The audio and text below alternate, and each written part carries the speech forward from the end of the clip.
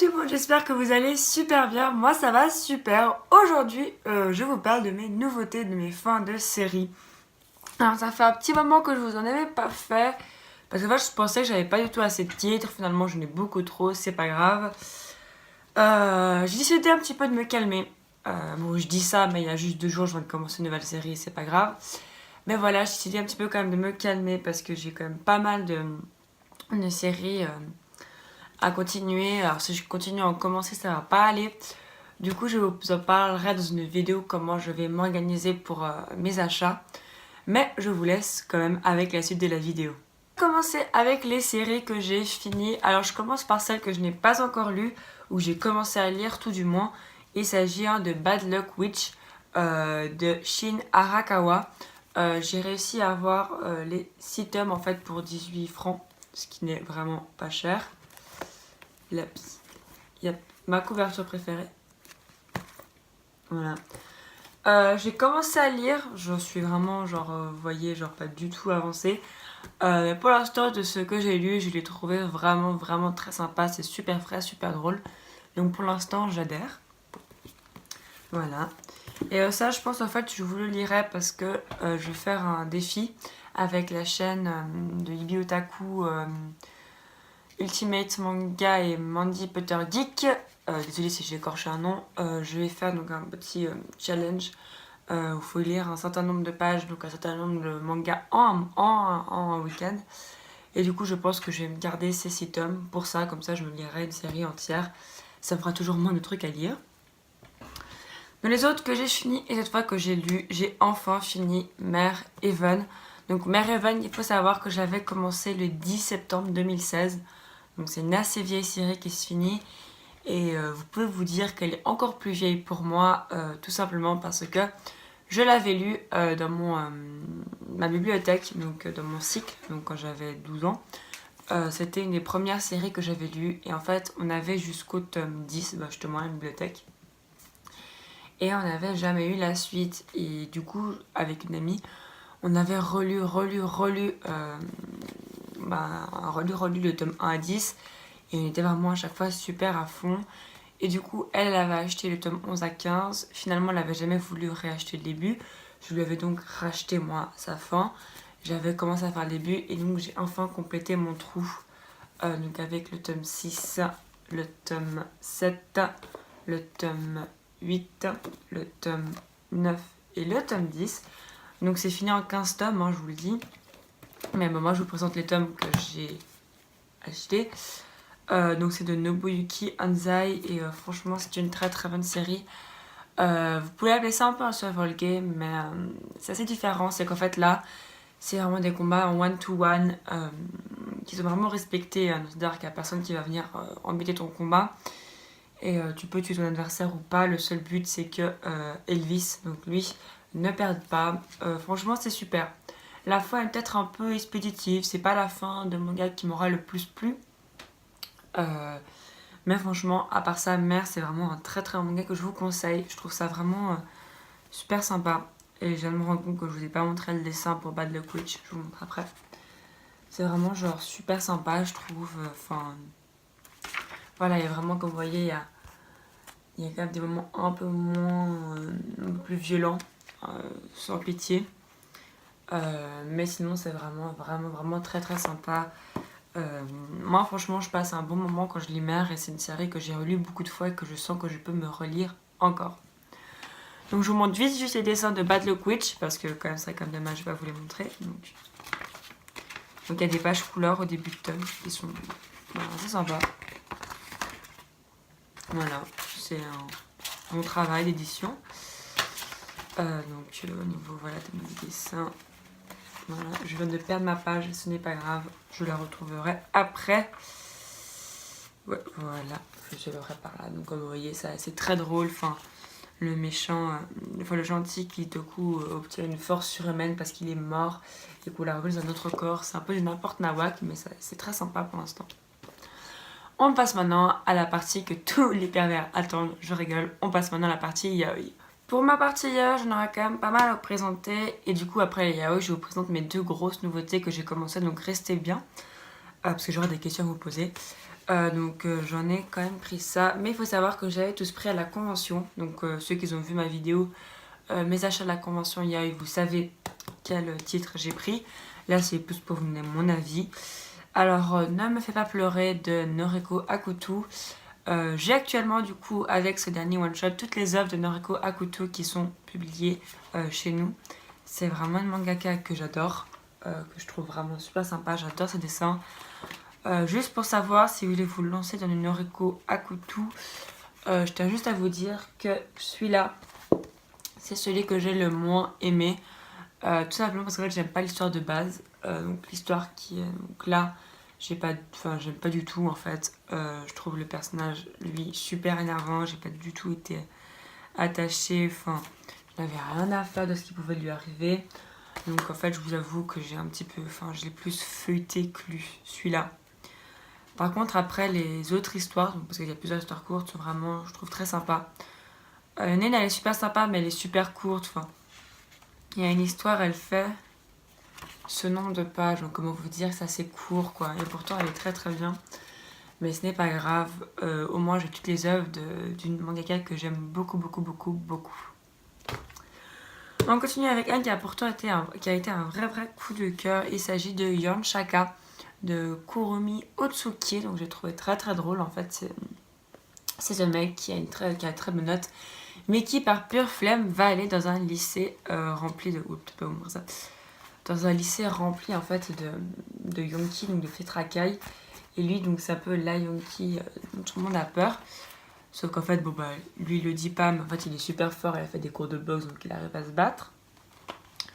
Je l'ai beaucoup aimé, ce sera pas mon préféré. J'attendais beaucoup de lui. C'est vraiment un coup de cœur. C'est une très très bonne lecture, sauf que bon, je trouvais qu'il manquait peut-être un petit peu de scénario. C'était un peu trop baisse tout le long. À part ça, il était sympa, qu'on peut pas dire qu'il était nul. Enfin, on peut pas dire que c'était une mauvaise lecture, parce que j'ai trouvé le couple très mignon. Et voilà, il n'y avait pas de vrais trucs. Et puis, voilà, il manquait quelques petits trucs qui m'ont fait que c'était pas de la lecture, le yaoi que j'ai préféré. Voilà. Là, on passe dans 3 yaoi qui ont été 3 gros coups de cœur. Donc là, je vais vous les présenter dans mon ordre de préférence, tout simplement, depuis le début. Hein. Donc ensuite, il y a eu Zentai Boyfriend de Bosco Takazaki. Donc très très jolie couverture, peut-être un peu hot, c'est pas grave. C'était super sympa. Donc en fait, c'est l'histoire d'un prof qui... c'est l'histoire d'un prof qui se fait toujours un petit peu harceler, donc dans la rue, enfin on touche toujours parce qu'il dégage une espèce de truc. Et en gros, il y a un de ses élèves qui va le voir et qui va dire bon maintenant, sois mon petit copain, comme ça je te protège. Et il laisse pas vraiment le choix. Et c'est vraiment super sympa parce que déjà les dessins sont à mourir, c'est trop beau. Et c'est quand même assez sympa parce que c'est assez frais. Après, je trouve que ça faisait quand même d'être un petit peu rapido, c'est-à-dire que lui, très très vite, il va tout d'un coup être là, waouh, ouais, c'est vrai, je suis complètement accro au corps de l'autre, je veux trop faire l'amour tout le temps. Donc c'est peut-être un petit peu rapide, hein, voilà. Mais à part ça, je les ai trouvés très mignons. Voilà, étant amoureux, mais ça restait peut-être un peu, il n'est pas plus haut dans mon classement sur les 5, il est quand même 3ème. Il a la médaille de bronze parce qu'il aurait pu faire mieux, je trouve, mais c'est très très bon. Et franchement, c'est quand même un yaoi qui passe du bon temps. Ensuite, gros coup de cœur, ça a été très difficile d'être départagé, mais j'ai mis en 2ème position Taidaima Okaeri, donc bienvenue à la maison de Ishikawa. Donc c'est un Omegaverse, pour ceux qui ne savent pas, donc c'est génial parce que du coup vous avez toutes les explications de l'Omegaverse. Je vais vous avouer que je n'ai pas vous l'expliquer là. Peut-être quand j'aurai acheté tous les yaoi Omegaverse qui sont sortis, je vous ferai peut-être une petite vidéo explicative du genre, mais pensez juste que c'est donc un monde où les hommes peuvent avoir des enfants. Donc il y a 3 classes, alpha, bêta, oméga. Et donc les omégas sont ceux qui peuvent avoir des enfants, mais il y a eu pendant très longtemps une espèce un peu de haine contre les omégas. Ce sont des êtres inférieurs, etc. Et bah c'est un vrai coup de cœur. Pourquoi? C'est tout doux. Franchement, c'est juste tellement mignon, tellement doux. Donc c'est cette parentalité, comment est-ce qu'ils font avec les enfants. C'est un couple complètement gaga, mais en même temps c'est un peu plus profond parce qu'il y a lui, donc le Oméga, qui lui mal en fait le fait d'être un Oméga parce que c'est pas vraiment valorisé par la société. Les gens réagissent bizarrement, surtout que ça fait pas longtemps que le mariage Oméga Alpha est accepté. Que le père de lui, il était pas très chaud, donc il y avait vraiment un passif. Et franchement, il n'y a pas de scène, en fait, je crois. Il n'y a pas de scène. Il y a 2-3 trucs assez lightos. Mais c'est un super yaoi parce que, en fait, tout simplement, l'histoire est méga prenante. Les personnages sont méga attachants. Et puis, t'as envie d'avoir une suite, en fait, parce qu'il y a plein de personnages dans ce tome où t'as envie d'avoir une suite. Donc, si jamais Anna Collection Buzz Love, vous m'entendez, n'hésitez pas à sortir la suite parce que je sais qu'il y en a une et que voilà quoi, c'est trop bien, c'est trop mignon, c'est trop chou, c'est Tadaima et Kavari. Trop bien, trop chou, c'est vrai, mais il n'était pas au-dessus de mon plus gros coup de cœur de meilleur que j'ai acheté.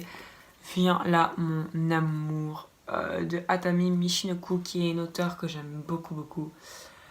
Waouh, cette œuvre, ouais. Voilà, vous l'avez vu. Cette œuvre, c'est un vrai coup de cœur. Donc en fait, en gros, c'est l'histoire de ce mec qui habite à côté de lui. Et en gros, un jour, lui il va faire trop de bruit avec sa copine, donc il va lui dire mais purée, ferme ta bouche, pour rester poli. Et c'est super chou parce que lui, en fait, il est gay, il s'assume. Mais il est amoureux en fait de son meilleur ami qui a accepté qu'il soit gay. Le problème, c'est que son meilleur ami en profite un peu pour pouvoir aller bisouner chez lui parce qu'un hôtel c'est trop cher. Et du coup, en fait, il va se retrouver à le faire avec lui en fait pendant que son meilleur ami baise avec sa copine. Et c'est vraiment super drôle. Enfin, drôle, non, parce que le titre, en fait, il y a des touches d'humour et des touches, en fait, des traits de sadness, de moments tristes parce que il est vraiment amoureux, en fait, de son meilleur ami. Et je trouve ça super chou parce que du coup, il va passer à un autre couple et il va réussir en fait à passer un amour grâce à un autre. C'est vraiment trop chou. Il y a une petite histoire en plus qui est super courte, qui est juste histoire de dire, mais qui est super marrante et que j'ai trouvé vraiment très drôle parce que ce n'est pas la personne que l'on croit qui va être au-dessus. Donc ça j'adore. Donc encore une fois, Buzz Love, IDP, si vous voulez me sortir d'autres œuvres de Atami Michinoku, je les prendrai à coup sûr. On a là enfin fini avec la partie yaoi et on passe à la partie nouveauté. La partie nouveauté, j'ai pris le pack starter de Black Clover de Yuki Tabata publié chez Kazé. Pendant longtemps, je voulais pas le commencer. J'ai bien résisté, sauf qu'en fait j'ai commencé à regarder l'anime et je trouve l'anime très très bon. Mais en fait, trop criard. Vraiment trop criard et elle n'est pas très vite. Hein. Et en fait j'avais lu... Je sais de vous le sortir. J'avais lu le tome 1 du coup chez une amie et j'avais vraiment trouvé ça super sympa, un peu plus punchy. J'étais vraiment très très contente. Et du coup, quand j'ai vu en fait qu'il y avait le starter pack de chez Kazé, je me suis dit, ils ont dû entendre la prière parce que j'avais pas arrêté de me dire, ouais, faut que je la commence. Il n'y a pas de starter pack, dommage. Et là, ils en font un, du coup, voilà quoi, qui dit starter pack dit moi qui craque. Voilà, donc je dis que je ne craque plus et je craque pour une série toujours en cours qui va aller loin, je pense. C'est pas grave, pour l'instant, j'ai pas encore lu, donc je vais pas encore la continuer. Mais ça a l'air d'être du très très bon. Et l'autre série que j'ai commencé, que j'ai lu, que j'ai adoré, qu'il faut absolument que je continue, mais c'est pas ma priorité maintenant, mais je vous promets que je vais très très vite la continuer. Il s'agit des vacances de Jésus et Bouddha de Hikaru Nakamura. Matez-moi ces couvertures de ouf. Alors ça c'est juste génial. Donc je pense vous en faire une vidéo coup de cœur parce que c'est un de mes énormes coups de cœur. Donc dites-moi si ça vous intéresse une vidéo coup de cœur sur ce titre. Peut-être pour vous donner un peu envie. C'est l'histoire de Jésus et Bouddha qui partent en vacances. Comme dit le titre le dit très bien. et c'est juste super bien fait. C'est vraiment une très très très bonne œuvre, j'ai adoré et j'ai juste trop hâte de me la continuer. Ce sera fait quand j'aurai moins envie de commencer toutes les séries et quand j'aurai un petit peu avancé les séries que j'ai à continuer, que j'en ai rattrapé certaines. Donc bientôt je te continuerai, mais pour l'instant c'est vraiment de la bombe. Voilà, cette vidéo est enfin finie, j'espère vraiment qu'elle vous aura plu. N'hésitez pas à me dire ce que vous avez commencé, ce que vous avez fini pendant cette période. Je vous fais des gros bisous et je vous dis à bientôt pour une nouvelle vidéo.